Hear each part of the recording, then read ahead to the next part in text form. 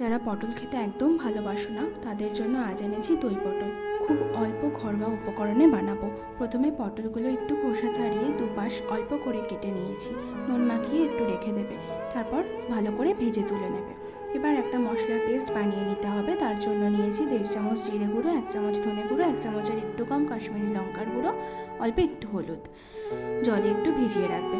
এবার কড়াইতে তেল দিয়ে গোটা গরম মশলা ফোড়ন দিয়ে মশলার পেস্টে দিয়ে দেবে।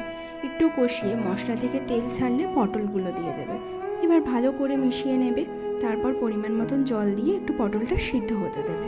ঝোল ফুটে আসলে চালমগজ আর অল্প কাঁচা লঙ্কার পেস্ট অ্যাড করবে। সেই মশলা থেকে তেল ছেড়ে আসলে গ্যাসের ফ্লেমটা একদম লো করে নুন দিয়ে ফেটিয়ে রাখা দই অ্যাড করবে। এবার সব ভালো করে মিশিয়ে অল্প আঁচে একটু ফুটতে দেবে। অল্প চিনি দেবে টক স্বাদটাকে ব্যালেন্স করবার জন্য। এরপর গ্যাস অফ করে ঢেকে রাখবে 2 মিনিট। একদম দই দেওয়ার পরে গ্যাসের ফ্লেম বাড়াবে না, তাতে দই কেটে যেতে পারে।